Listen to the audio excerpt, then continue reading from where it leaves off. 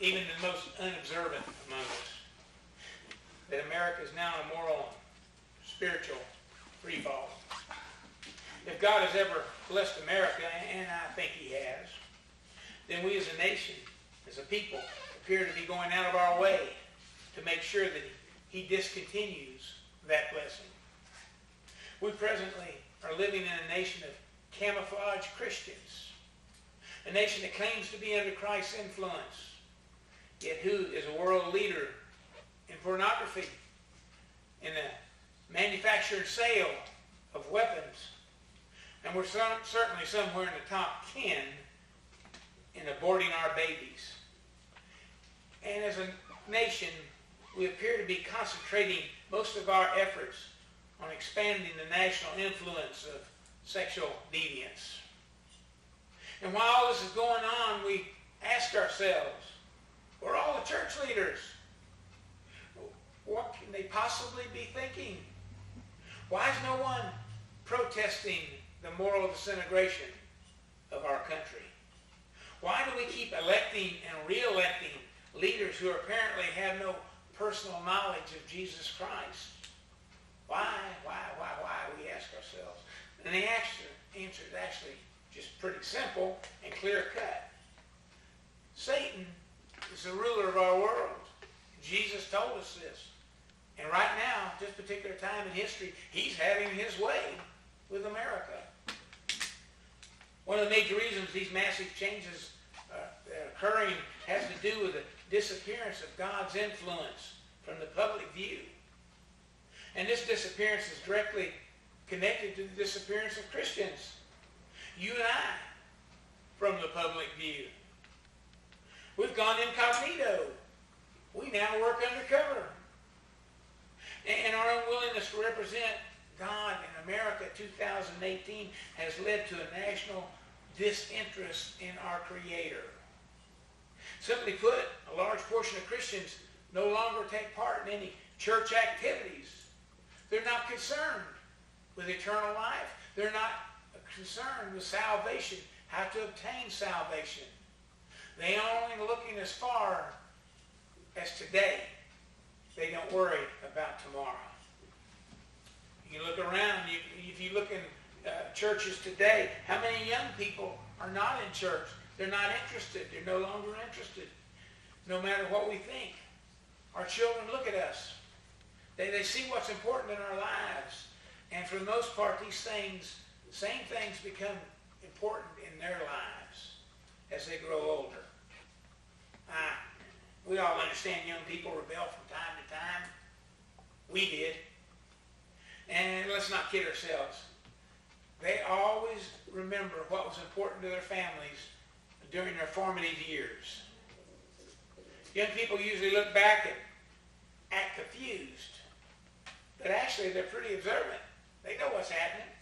They know and recognize and remember the big things in our lives. As Christians, as representatives of Jesus Christ, we have incurred an obligation both to him and to those who have never met him. His gift of salvation costs us absolutely nothing. And with that gift, we now possess something so important, so valuable, that we have to share it with the world. And here's that truth. Here's the bottom line. Here's something we don't think of a lot, and we certainly don't relay it to people who are not Christians.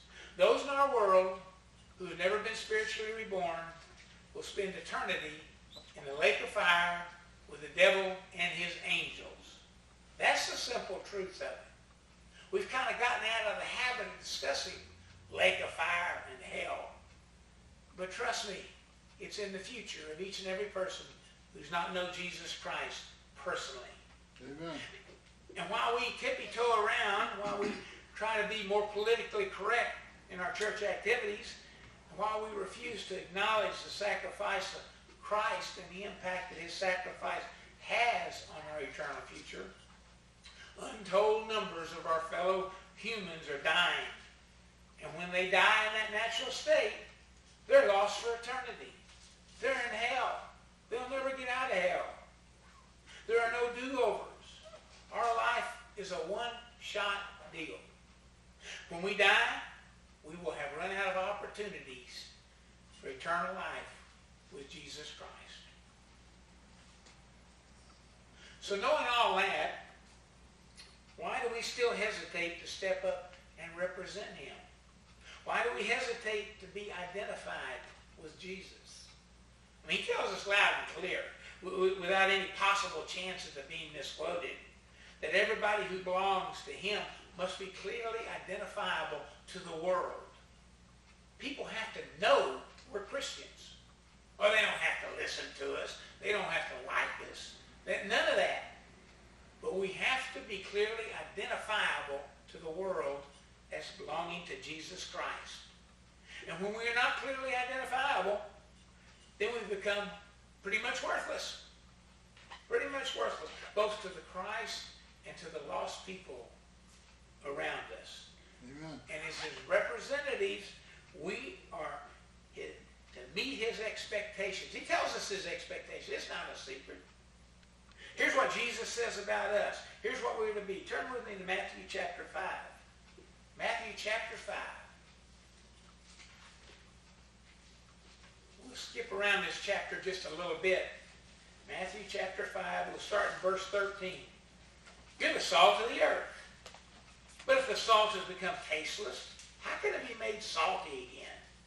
It's no longer good for anything except to be thrown out and trampled underfoot by men. You're the light of the world. The city set on a hill cannot be hidden, nor does anyone light a lamp and put it under a basket, but on the lampstand. And it gives light to all who are in the house. Let your light shine before men in such a way that they may see your good works and glorify your Father who is in heaven.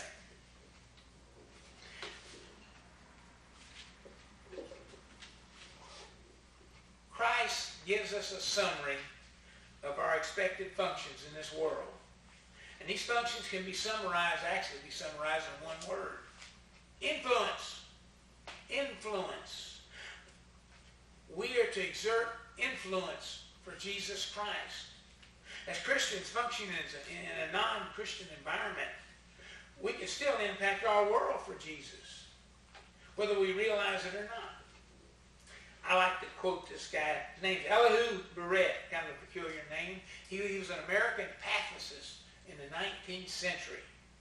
And he wrote about the impact that we have on each other during our lives. He tells us no human being can come into this world without increasing or diminishing the sum total of human happiness. Kind of an interesting comment. In other words, just by our interaction with each other, we all have a certain amount of influence on one another, whether good or bad. We like to think, well, I'm just tippy-toeing through this world. I don't talk to many people. I don't have much influence on them. Well, we do have influence on those around us. When we take to the attitudes, the rest of Matthew chapter 5 that we just talked about, the passage that starting in verse 3, it talks about the poor in spirit, those who mourn, we're to be gentle, we're to hunger and thirst for righteousness, merciful, pure in heart, peacemakers. List all these attributes that we're supposed to show. Not all of us show all those attributes. Almost every Christian shows some of them. We'll talk a little bit more about that in the future, not necessarily today. But when we apply these attributes to our lives, people are going to ridicule us. They're going to persecute us. In either case, our faith and lives should exert some influence on people around us. We're being given a mandate, folks. This is not some optional. Well, if you happen to get up today and feel like it, that's not the kind of, we're being given an order, given us by Jesus, telling us to influence this world. Our world desperately needs salt to resist the corruption that we seem to be immersed in, we're surrounded by. It needs light because it's a dark place.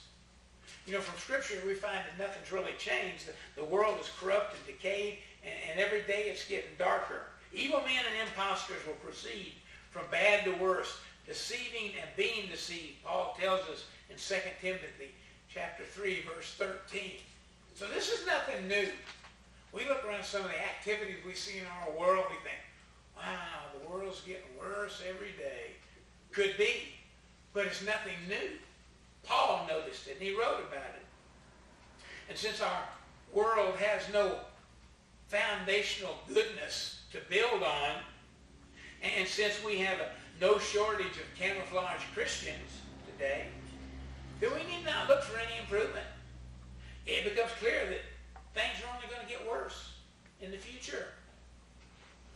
Isn't that a happy message? But that's the facts. As Christians, we must dare to be different.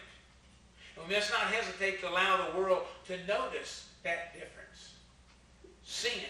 Now that's a word that's politically incorrect today in 2018. Sin. Amen. And it's incorrect, politically incorrect in our society and in our world. But sin's gone out of style. Used to be in the old days, preachers preached about sin every week. And they hammered you with it. Now it's barely mentioned. But no matter, the fact is, sin plays a predominant role in the here and now of our world. Every single one of us is affected by sin. And we all contribute to the problem that sin causes in our society. But as his church, Christ has called on us to minister to the world, yet we are to be clearly separated from its standards and its ways. And that's not really a very easy assignment. We are in this world, but we don't have to be of this world. You see the difference in and of? We must dare to be different. But, sad to say, I get on some pretty interesting websites on the computer, religious websites. And you learn about other churches and other denominations. And many times you learn about the Baptist hierarchy in Nashville, Tennessee. And you look around and you're kind of going, well, things are changing. It's apparent that modern churches become heavily influenced by the world. And instead of our influencing the world. And we all recognize this problem. We all know things are changing. We all see that there is a need for change. But there's no point in us waiting for things to get better. Nothing will retard the world's corruption. Nothing will illuminate its darkness. None of these things are going to happen unless God's people become his salt and his light. Amen. It's another one of those paradoxes. The Christians, the ones who are hated by the world, have you ever noticed how many different things Christianity is blamed for in our world? And we're actually hated by the world. But we're the ones most persecuted by the world. And the Christians are the ones who represent this world's only hope. And that hope is Jesus Christ. Salt and light represent what we are to be. And the question is, Jesus is now asking us, are we tasteful salt? Or are we an effective light? Salt's always been a very important to mankind.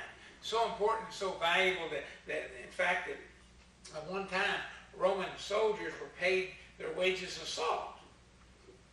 I remember when I was a kid, somebody would say, that person that doesn't do anything, they're just not worth their salt. And I thought, man, that is a weird statement. And I always wondered where it came from, but nobody could tell me. Have you ever heard somebody say, well, they're just not worth their salt? Well, the Romans used to pay their soldiers in salt instead of money. And that's where that statement originated. Salt was used to bind covenants in the Middle East. In fact, God told the Israelites in Leviticus chapter 2, verse 13, to season all your grain offerings with salt. So salt's always been very important. And it's safe to say that any Roman or Jew who heard Christ's words regarding salt would have immediately understood the implications in the description of his people. No matter what, Salt always represented something of importance, something that's considered to be of high value. Salt's white, and white represents purity, the pure in heart. And when ingested, salt changes the flavor of food. Don't believe that? Next time you eat, split whatever you're eating in half, put some salt on one of them, side of it, and leave the salt off the other, and see if you can detect the difference.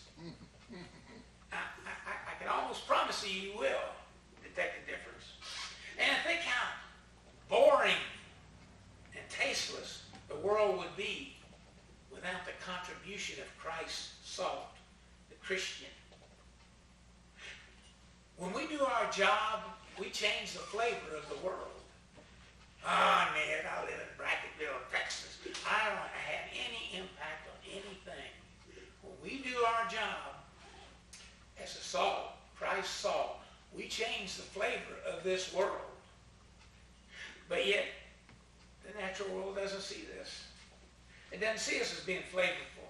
It does not see us as making any positive contribution. Of course, many Christians don't see that either. But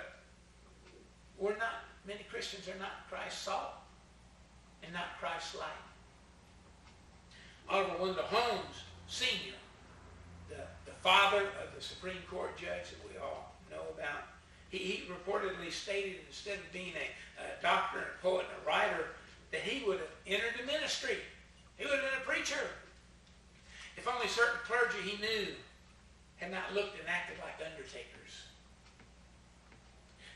They were not the salt and light that Christ wanted. They were not the positive influence that was needed in the world. I used to work in an emergency room years ago. And Saturday nights were always a thrill in the ER. You never knew what was coming in the door. So one night there I was, the door burst open, and these two guys come in. Obviously, I could smell them before I could really get a good look at them. They were drunk. I mean, drunk. And blood all over the place, cussing and talking loud.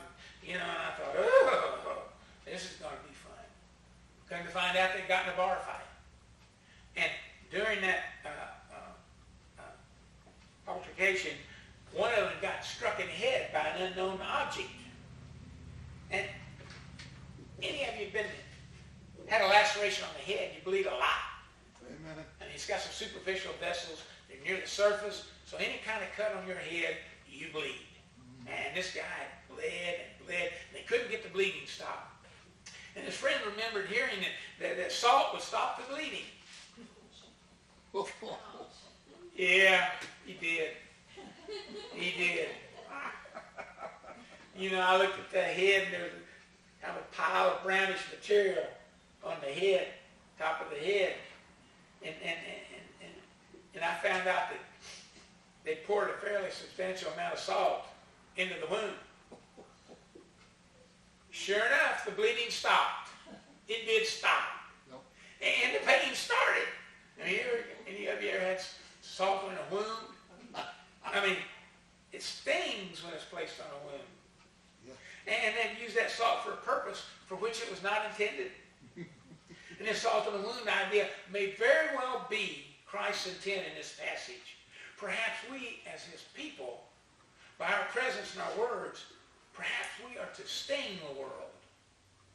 Perhaps we're to make it uncomfortable in the presence of God and his word. His word. Many times we become obsessed with pleasing and attracting the lost. We have seeker-friendly churches, people going out of their way to drag in folks into their service. And it's possible that we've lost sight of the fact that we're to confront the world about sin. Amen. About their lostness. About their desperate need to be saved. Any intake of salt makes us thirsty. And any ingestion of God and his word makes the world thirsty for more of the same. But salt's also a preservative. And as Christians, we are to act as a preserving influence on this world. And by our standing up for Jesus Christ, we can retard the moral and spiritual spillage that is so common in this day and time. I know a lot of you have TV and you watch the news and you watch different events going on and you wonder, what can they be thinking? What's going on with these people? Why ain't anyone saying anything? It's because the salt and the light is not stepping up, not being used correctly. There's sin in this world. No matter what anybody says, it's no great secret. And sin will remain in the world till Christ returns. There's no great secret there. And the light and salt assignment that Christians have been given should no longer be a secret. Salt can always be hidden. Light, not so much. It's a little more obvious. But both are to be distinct. And we're to be both the salt and the light in this and to this world. The good part about it is we don't have to pick a particular spot. We can be both salt and light any place, any time, any situation. We're to both preserve his words and illuminate them in this dark world. Nothing about Jesus Christ and the salvation that he offers should be kept a secret. When salt loses its tastefulness, it loses its value as salt. And it's no longer functions as salt. Christ plainly teaches that we cannot lose our salvation. My sheep hear my voice, and I know them, and they follow me, and I give eternal life to them, and they shall never perish. No one shall snatch them out of my hand. Jesus teaches in John 10:27. So, while we cannot lose our salvation, we can, due to the unresolved sin in our lives, lose our effectiveness for Christ. We cannot be used by God to retard the corruption of sin in this world if our lives are corrupted by sin. So while we can lose our saltiness, we'll not lose our salvation. We'll still be salt, but we just won't be salty. We'll be tasteless. And if our loss of saltiness comes the loss of effectiveness in representing Jesus. You know, like salt, light's not going to lose its essential value. But it can be hidden. It can be hidden under a basket. It can be hidden under some cover, under a blanket. It'll still be light. But it'll be worthless light. It will not serve its purpose. And it will not shine before men. So the question is, do we dare to be different? Everybody likes to fit in. We like to be one of the group. We like to blend with the world. But that's not what we're called to do. That's what we're not called to be. Do we dare to be different? Do we dare to stand out and above the sin of this world? Do we dare to represent Jesus Christ in the dark days of this 21st century? Do we dare to be the salt and the light that Christ wants us to be? These are very important words for the Christian. Do we dare? Do we dare? Do we dare to represent him today in this time and place? Amen. Do we dare? Father God, we just ask that you give us the motivation, the spirit, the enthusiasm to serve you in this time and place. We know what the world looks like. We know what's in the world. We live in this world. But we just ask that you motivate us. You put us in a position to represent you in this time and place. We just praise you and give you all the glory in your holy name.